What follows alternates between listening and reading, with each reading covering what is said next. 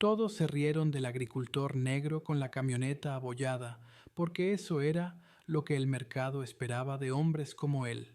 El sol del sábado en Villaflores rebotaba en el cromo y los tractores nuevos, mientras Javier Morales, de 45 años, estaba bajo la sombra del viejo letrero de la tienda de alimentos con una caja de frascos de vidrio, semillas de maíz que su abuelo le había entregado como si fueran un evangelio, esperando que alguien viera lo que llevaba.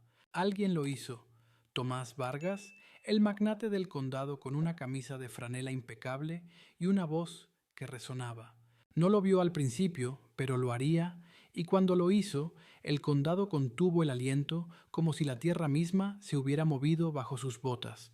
Por costumbre, Javier estacionó antes del amanecer en la esquina más alejada, donde el asfalto aún conservaba el fresco de la noche. Los olores llegaban en capas, alquitrán calentándose poco a poco, un toque de diésel de un tractor al ralentí 2 filas más allá, polvo de heno que hacía estornudar desde sacos de arpillera, café amargo en un vaso de espuma. Levantó la caja del platón de su camioneta, la madera rozando suavemente, y colocó los frascos en una cuadrícula ordenada.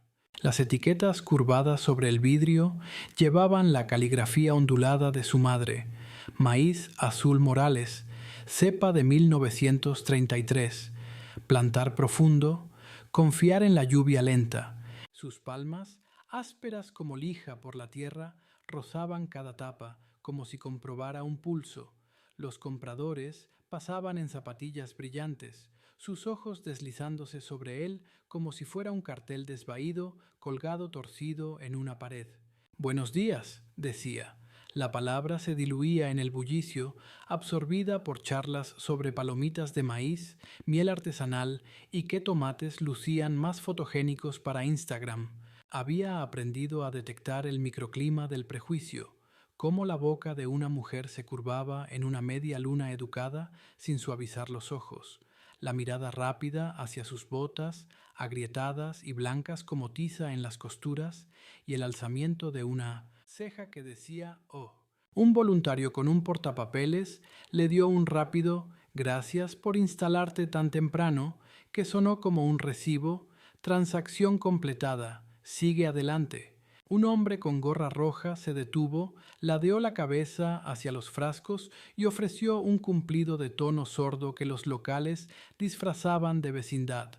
¿No es algo ver iniciativa como la tuya? No era un cumplido. Javier sintió el viejo calor arder bajo y constante, el carbón que le calentaba las costillas desde la infancia, guardado pero listo. Entonces llegó la risa de Tomás, lenta y cálida como un trago de ron, y cortó el aire. Javier no se giró de inmediato. Reconoció el sonido. Las granjas Vargas patrocinaban el cartel de la feria cada año. Su nombre estaba en la carpa del té dulce, las cintas del 4H, los folletos brillantes de la Cámara, donde Tomás estrechaba manos con alcaldes y posaba hombro con hombro con sheriffs. Sus botas permanecían limpias incluso bajo la lluvia. Estaba flanqueado por 2 hombres en franela impecable, y su mirada pasó por la mesa de Javier como siempre, indiferencia educada envuelta en autoridad. «Esos granos milagrosos tuyos», dijo Tomás, señalando los frascos como si pudieran soltar un chiste, «quizá mantengan gordas a las palomas este invierno. Deja los rendimientos a quienes tienen las herramientas adecuadas». No se burló, no necesitaba hacerlo. Su voz llevaba el condado como un traje bien cortado. Uno de los hombres resopló, levantando su teléfono lo justo para encuadrar a Javier por si algo entretenido pasaba, un respingo, un tartamudeo, una expresión para compartir después, con emojis de risa y llanto. Javier no les dio el gusto. Enderezó un frasco que no necesitaba enderezarse, el vidrio fresco en sus yemas, y dijo: «Buenos días, señor Vargas». Las palabras salieron suaves como un himno, pero sabían a monedas en su boca. En algún lugar un niño jalaba un globo. En algún lugar una tetera silbaba. El momento debería haber pasado. Una caja se deslizó. El sonido crujió como una rama rota. El fertilizante de Tomás, bolsas de 25 kilos, resbaladizas por el rocío, se deslizó del platón de la camioneta y golpeó el asfalto. El plástico roto exhaló un olor a tierra química que rozaba el amoníaco. Tomás maldijo, intentó arrastrar una bolsa, pero dejó una mancha gris en su manga. Javier se movió antes de pensarlo. Se agachó, la grava mordiendo sus rodillas a través del mezclilla, y ató las bolsas rotas con dedos toscos y entrenados. Usó los nudos rápidos que su madre le enseñó para arreglar sacos de alimento, jalar, enrollar, apretar, tirar, manos seguras y sin autoconciencia. Se levantó y limpió el polvo de la manga de Tomás con una esquina limpia de su camisa, como si quitara hollín de una repisa. Ya está, dijo. Por un latido, Tomás lo miró como si el encuadre hubiera cambiado, como si el fondo hubiera pasado al primer plano sin pedir permiso. Luego, la expresión se reajustó, una máscara deslizándose en su lugar. Gracias, dijo, y se giró mientras los otros ya se giraban. Nadie vio la pequeña mancha gris que Javier atrapó con su camisa. Nadie lo vio exprimir la esquina después hasta que la mancha se diluyó y desapareció bajo agua a la temperatura de su propia paciencia. La primavera llegó tarde y mal. Villaflores tuvo lluvias que llenaron zanjas y se escurrieron antes de que la tierra pudiera beber. Luego, días de calor tan constantes que parecían una mano tapando la boca del condado. Se oían los ruidos de los sistemas de riego a todas horas. Luego silencio cuando las bombas fallaban. Los campos a su alrededor se rindieron en parches. Luego, en franjas, el verde desvaneciéndose a un amarillo cansado que decía basta. Javier llegaba del mercado y trabajaba de noche, la vieja bomba tosiendo. El olor a tierra húmeda subiendo de las hileras se le pegaba hasta la cama, hasta los sueños donde la voz de su abuelo le decía de nuevo cómo esos hombres Vargas habrían quebrado en el 33 si no fuera por un puñado de semillas y una espalda que no conocía la rendición. Todavía tenía el frasco, el símbolo que nunca dejaba ir lejos, vidrio astillado en el borde, etiqueta despegándose en una esquina, la letra de su madre aún firme, maíz azul del abuelo.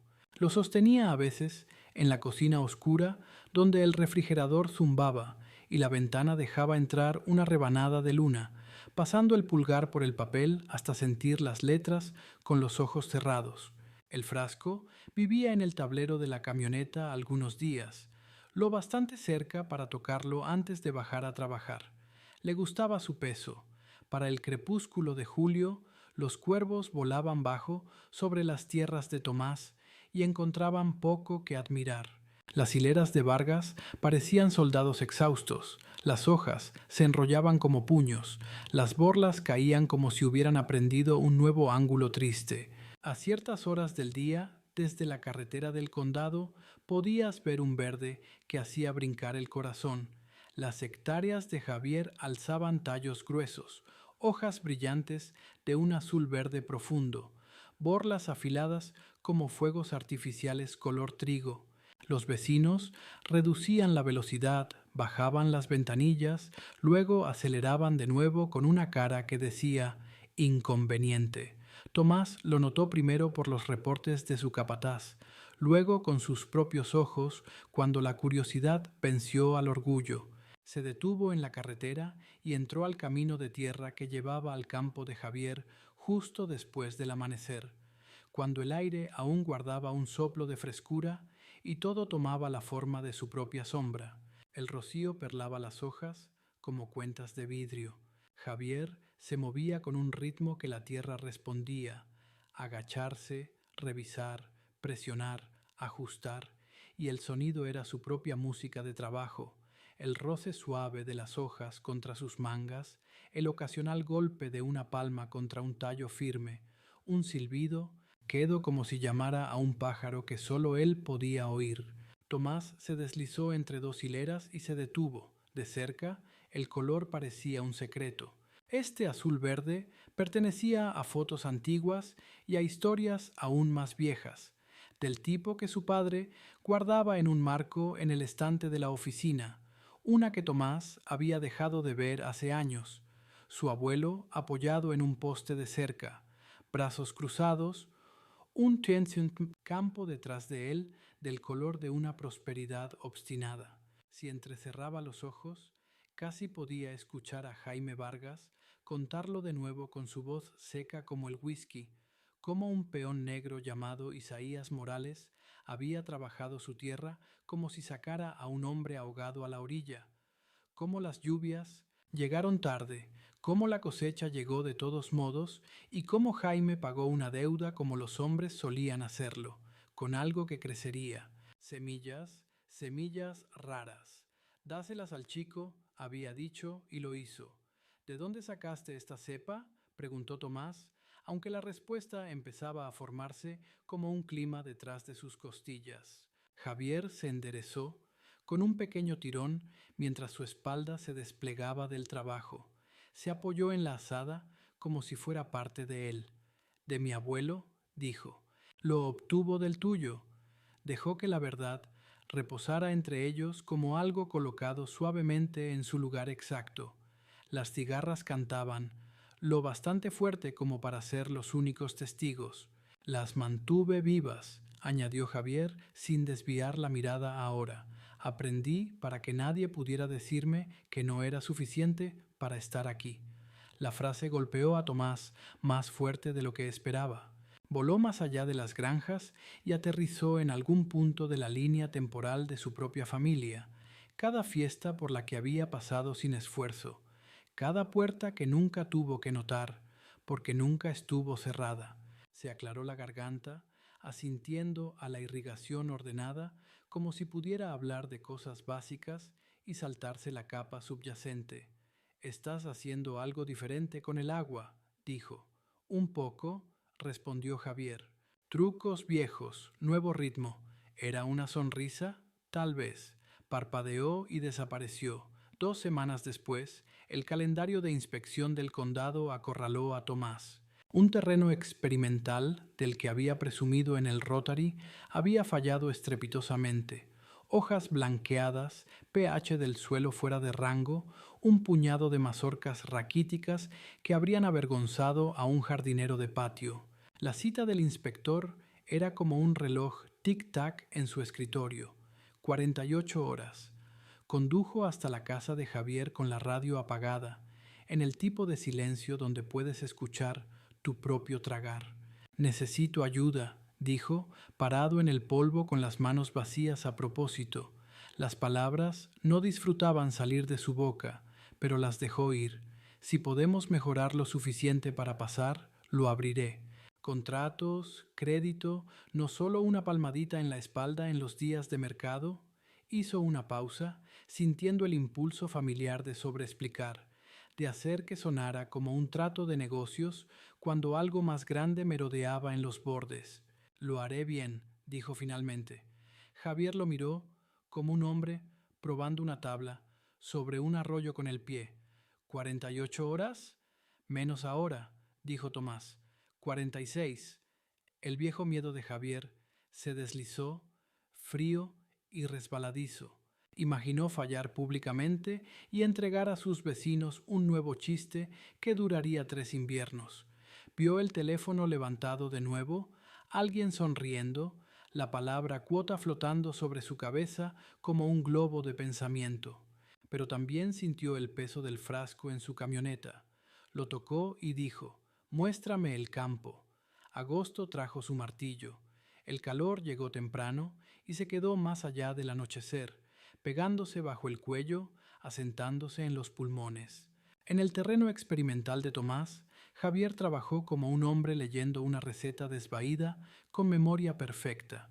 Corrió líneas, pero las corrió diferente, ángulo y ritmo cambiando para que el agua viajara más lejos en las horas que el sol olvidaba castigar.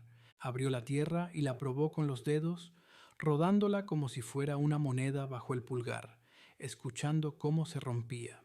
Mezcló composta que había guardado, el buen desmenuzado oscuro que olía a bosque tras la lluvia, con minerales medidos por pellizcos y por los años que había aprendido que esos pellizcos exigían. Regó en una ventana estrecha antes del amanecer y después del crepúsculo, cuando el calor se apaciguaba, pero no se atrevía a pelear. Enseñó a un chico que trabajaba en el equipo de Tomás cómo revisar la palidez de una raíz como se revisa la frente de un niño, suavemente, pero diciendo la verdad sobre la fiebre.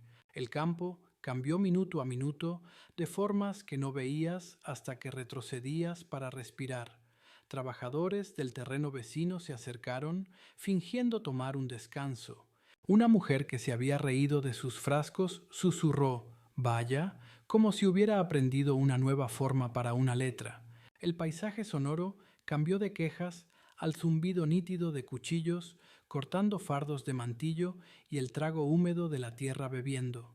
Por la tarde, el calor nadaba en láminas naranjas sobre el campo, las cigarras subían su volumen y la camisa de Javier se pegaba a su espalda como algo vivo. Siguió moviéndose. Por la noche, corrió la vieja bomba en su terreno para llenar barriles y llevó el agua al de Tomás en el tipo de intercambio que habría hecho sonreír a su abuelo en silencio y con aprobación. 36 horas. Las hojas se levantaron. 24. Lo pálido se volvió verde. No un milagro oscuro, pero un verde honesto, luchador. 10 horas. El capataz rondaba como un hombre, protegiendo una vela del viento. 2 horas. La camioneta del inspector crujió en la grava y el hombre bajó con un polo estatal que intentaba y fallaba en parecer autoridad y comodidad a la vez. Caminó por las hileras, se agachó, tocó una hoja, gruñó. Hizo notas en un librito que no miraba los sentimientos de nadie. Mejorado, dijo finalmente, mirando a Tomás, a Javier, haciendo una pausa, como si supiera que estaba dentro de una frase que comenzó décadas antes de que naciera. Considerablemente, firmó algo, se fue. No tenías que hacer eso, dijo Tomás esa noche, limpiándose el cuero cabelludo con un pañuelo que fingía no poseer. Lo hice, dijo Javier, porque podía. Tomás asintió, luego hizo lo que había prometido aunque nadie miraba. Trajo un contrato a la cocina de Javier a la mañana siguiente, una habitación angosta que olía a café colado y al fantasma del pan de maíz de la noche anterior. La mesa tenía una muesca en la esquina con forma de coma, el papel lucía elegante allí. Suministro de semillas, crédito de consultoría, línea de investigación conjunta con el Laboratorio Agrícola del Estado, dijo Tomás, intentando que su voz sonara ordinaria. Los ojos de Javier recorrieron las cláusulas como si las memorizara letra por letra. No tengo los papeles correctos, dijo, sin certificaciones de juntas, sin placas de universidad. Los resultados superan a las placas, dijo Tomás, no frívolo, no condescendiente, solo la verdad del tamaño justo. Javier puso su dedo en el lugar para firmar. Su mano no tembló. La noticia viajó con ese chisporroteo que hace la electricidad justo antes de que una tormenta de verano golpee. El elogio en público tenía un barniz, los susurros en privado tenían dientes. Lo necesitaban para la foto, dijo alguien en la tienda de alimentos, con los ojos deslizándose por el hombro de Javier. Veamos si lo hace sin una red de seguridad por lástima, dijo otro cerca del tablero de anuncios de la cooperativa. Un correo salió a todos los interesados clave sobre una sesión de planificación. El nombre de Javier no estaba en él. En la cena de cosecha, bajo las luces del pabellón, un hombre con una copa de vino rió más fuerte de lo necesario y dijo: «Qué bueno verte aquí. La diversidad es nuestra fuerza, ¿verdad?». No ofreció su mano. La risa se desvió a hablar de fútbol. Javier dejó que las palabras pasaran a través de él como el viento a través de una malla. Tiraban de la tela, pero no se llevaban la casa. Volvió al trabajo. Tomás notó, y la ira lo sorprendió como a veces asusta una sombra cuando resulta ser la tuya. Envió 2 correos de seguimiento cuando Javier no recibió la invitación y luego, cansado de esperar respuestas colectivas, condujo al salón de la granja y lo abrió él mismo. Dispuso un círculo de sillas plegables que pellizcaban los dedos si no tenías cuidado. Colocó un letrero que decía sesión de campo abierto. Trae tus problemas, deja tu orgullo. Puso el nombre Vargas debajo y más pequeño debajo, organizado por Javier Morales. La primera noche olía a aceite de limón en madera vieja y lluvia lejana. Vinieron 20 personas, luego 30.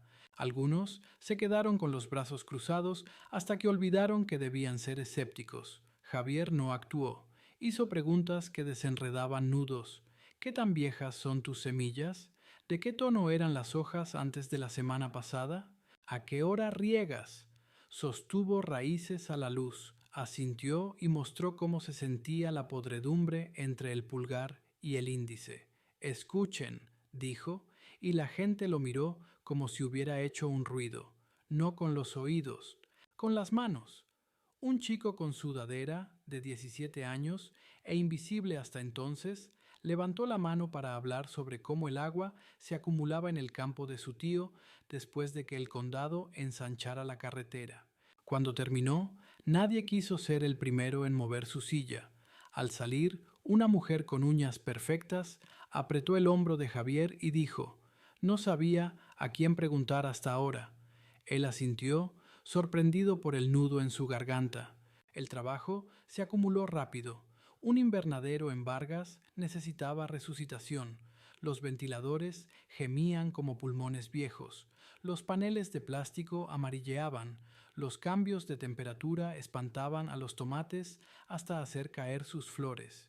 Javier dibujó un mapa en una caja de pizza con un lápiz de carpintero, flechas para el flujo de aire, pequeñas X para los puntos de ventilación. Tenía 2 días antes de que un equipo universitario llegara a recorrerlo, y uno de esos días era domingo, cuando la ferretería local cerraba temprano porque al dueño le gustaba el fútbol. Sobornó a un primo para conducir a un Lowe's 3 pueblos más allá y trajo piezas que no eran exactamente correctas, pero lo serían si las miraba lo suficiente. Cambió un motor, limpió la grasa con un trapo que olía a motor y a memoria y reconectó una caja de control con la lengua asomando apenas en la comisura de la boca, como cuando era niño, concentrándose en atarse los zapatos. Dejó la puerta abierta para el aire nocturno y le envió un mensaje a Tomás. Le tomó 3 intentos recordar cómo dirigirse a un hombre así en su teléfono. A la 1:07 de la mañana. Prueba los ventiladores ahora. El lunes, los universitarios caminaron por el pasillo. Portapapeles, zapatos sensatos, rostros que intentaban no registrar sorpresa. «Buen rescate», murmuró el investigador principal, y fue toda la afirmación que Javier necesitaba. No un desfile, no un titular, un reconocimiento silencioso de alguien que no firmaba cheques en su condado y, por lo tanto, no tenía razón para adular. Tomás observó desde el final de la hilera, con los brazos cruzados, sin ocultar una sonrisa. No todos rindieron su escepticismo limpiamente. Un hombre llamado Raúl, uno de los que reían fuerte, apareció en una reunión y hizo una pregunta como si llevara terciopelo, pero escondiera lija. Entonces, si fallas, ¿de quién será la culpa? Javier lo miró por 3 segundos que se estiraron más de lo que cualquier rociada de segundos debería, luego dijo, mía. No añadió nada. La sala se inclinó hacia adelante y luego hacia atrás, como si la hubieran mecido. Más tarde, Raúl olvidó incluir a Javier en un correo aprobando un presupuesto para el programa piloto. Una semana después, presentó a Javier en un panel como nuestro rostro comunitario, y Javier oyó cómo la palabra rostro trabajaba duro para ocultar la palabra solo. Asintió y luego respondió la primera pregunta del público como un ingeniero que también llevaba el polvo de un campo en los puños. Después, dos hombres que habían puesto los ojos en blanco ante la presentación pidieron a Javier sus proporciones de mezcla de suelo. Les dio la línea de salida, no la de llegada, tratando el conocimiento como una vela que podía compartir sin apagar su propia llama. Para septiembre, el viento en Villaflores se agudizaba al amanecer y al atardecer, y la luz se volvía dorada de una manera que hacía que todo pareciera cubierto por una fina capa de perdón. Javier caminaba por el mercado con un paso que no había cambiado y sin embargo se sentía diferente bajo él.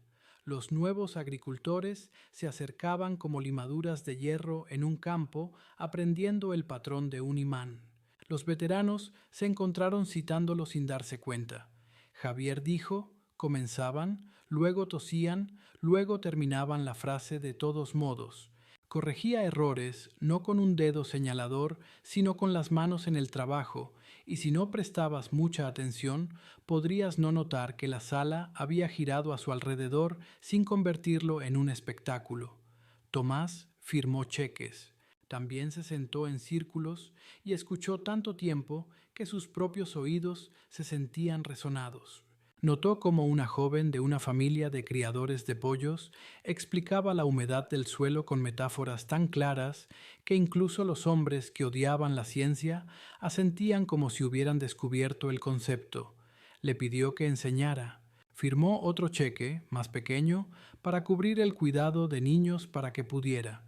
Presionó al Consejo del Condado para incluir los métodos de Javier en las directrices y recibió la mirada que los hombres solían darle cuando les decía que aún no tenía números exactos. Escéptica, pero calentándose, porque Tomás rara vez apostaba por una pérdida. Ver lo invisible, decía el programa en una pancarta fuera de la granja. Hemos sido invisibles, dijo Javier en voz baja cuando Tomás se lo mostró. Podemos ser vistos sin ser convertidos en un truco. Tomás se fue a casa pensando en la diferencia entre caridad y cambio, cómo uno hacía sentir bien al dador y el otro requería que el dador se convirtiera en alguien ligeramente diferente. La feria llegó, como siempre, en un torbellino de estática en la radio y un olor que mezclaba algodón de azúcar con masa frita y heno en la nariz. Las luces del graderío se encendieron antes de que el sol terminara de deslizarse, y la noche tomó ese borde frío que hace que un hombre se frote los brazos y diga «Otoño». Javier se paró donde el maestro de ceremonias le indicó. El micrófono un peso resbaladizo cálido por otras manos. No tenía notas. Su primo había planchado su camisa en la cama con una toalla debajo y una esquina del bolsillo insistía en levantarse como un niño audaz. La dejó. Miró al mar de rostros y descubrió que podía ver individuos, mujer con una cinta en el pelo, hombre con orejas que sobresalían lo justo para que su madre las hubiera amado, chico con sudadera fingiendo estar aburrido. Dijo, cuando se rieron, trabajé, y sintió que la frase se anclaba en el escenario, en la tierra apisonada bajo él por años de pasos. Hoy estoy aquí para decir, no estaremos callados cuando hagamos el trabajo y nos digan que no lo hicimos. El silencio fue tan puro que zumbó. Luego el condado se puso de pie. El sonido subió por sus piernas y entró en su pecho. Sacó lágrimas que no planeó a sus ojos. Las contuvo. En algún lugar a su derecha, Tomás aplaudió con la boca suave y la mandíbula dura, pensando en su abuelo y en cómo algunas deudas viajaban como semillas, dormidas hasta que la presión justa partía sus cáscaras. Después del aplauso, la justicia dio su propio lazo ordenado sin la mano de Javier en la cuerda. Los números de cosecha de Raúl se hicieron públicos junto con recibos que delataban esquinas cortadas y seguridad ignorada. Un reportero local, mejillas rosadas por la emoción de encontrar algo que importaba más que un concurso de calabazas, lo escribió claramente. La noche siguiente, Raúl se paró en el mismo micrófono donde había estado Javier y leyó de un papel que temblaba. «Me disculpo», dijo, la voz quebrándose en la segunda sílaba como una tabla bajo demasiado peso. Javier se quedó fuera del escenario, observó, luego hizo lo decente. Estrechó la mano del hombre, después sin convertir el momento en un sermón. Al alejarse, se sintió ligero como cuando dejas algo pesado que cargaste tanto tiempo que olvidaste su forma. 2 semanas después, el edificio del condado que albergaba la extensión agrícola olía a nuevo, pintura secándose fuerte en la nariz, alfombra limpia de una manera que desaparecería para la primavera. La multitud de la dedicación se agrupó como un ramo ineficiente. Políticos, agricultores, un enredo de niños sosteniendo cajas de jugo como pequeños trofeos. Una tela cayó para revelar el nuevo nombre grabado en acero cepillado. Centro de Semillas Javier Morales. Uno colectivo ondeó, del tipo que la gente hace cuando la ceremonia nombra algo verdadero. Los fotógrafos dispararon. El flash lavó el momento como si la memoria necesitara ayuda. Dentro del vestíbulo, un cubo de vidrio contenía el frasco de Javier, la etiqueta desvaída, el vidrio un poco nublado, el maíz dentro dorado como una promesa que no sabía que se cumpliría. La placa contaba la historia sin un signo de exclamación. Los visitantes se detenían a leer, con las cabezas ligeramente inclinadas, como si una mejor comprensión viviera 2 grados a la izquierda. Un niño presionó su palma contra el vidrio, su madre la retiró suavemente. Miramos con los ojos, susurró, y él hizo una mueca y miró más fuerte. Un hombre mayor se quitó la gorra y se quedó como quien conoce la forma del trabajo y quiere saludarlo sin hacer alboroto. Después de que el alboroto se desvaneció, el café se enfrió, los discursos se repitieron en la televisión local con una presentadora alegre. Javier caminó por el pasillo vacío. La noche puso su mano azul en las ventanas. Afuera, las lámparas de sodio de la calle hacían halos en el asfalto. Una polilla golpeaba el vidrio como un puño pequeño. Puso su palma plana en la vitrina y no sintió nada del calor de las semillas. El vidrio mantenía su distancia, pero podía ver su rostro duplicado débilmente en el reflejo y más allá el frasco, luego su rostro otra vez, luego el frasco. Sacó el gemelo que guardaba, el frasco de viaje que salvó del tablero, de su chaqueta y lo sopesó. Los granos dentro, susurrando cuando movía la mano. Pensó en la primera mañana que estuvo solo con la caja y el letrero de neón zumbando encima, cómo el olor a diésel se había trenzado con el olor a heno, cómo había dicho buenos días a personas que archivaron el sonido bajo clima. Bajó la cabeza hacia el vidrio. Que los vean antes, dijo. Las palabras calentaron el aire una fracción.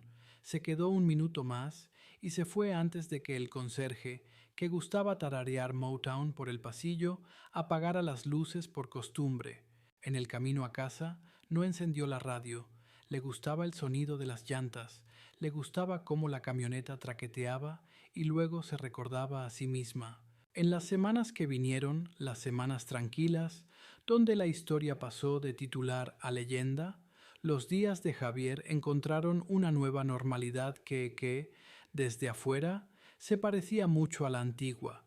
Hileras que caminar, hojas que revisar, agua que calcular. Dentro de esa similitud, la diferencia vibraba. Adolescentes aparecían en su puerta después de la escuela y no fingían que solo pasaban por ahí. Preguntaban si necesitaba ayuda.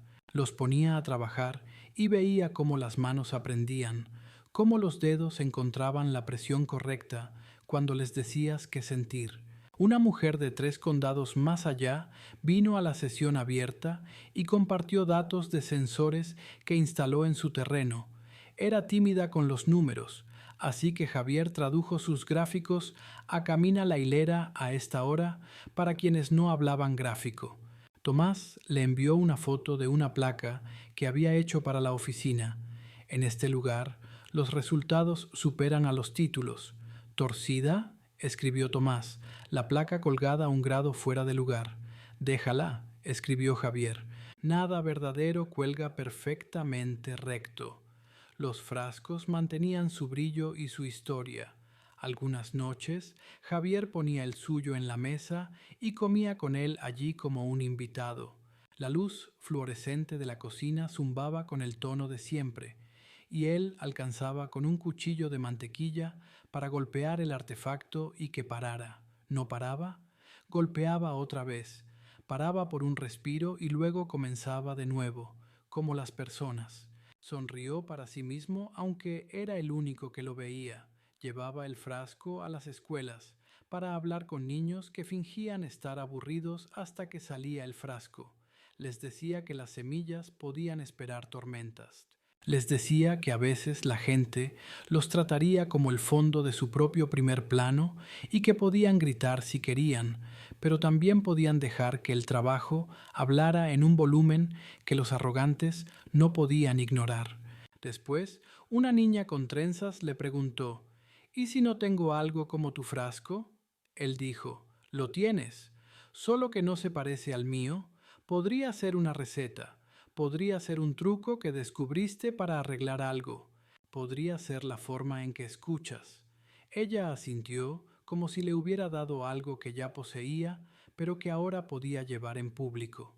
Al cierre de la cosecha, el condado le entregó un premio bajo las luces de la feria que hacían que todo pareciera brillar honestamente desde dentro.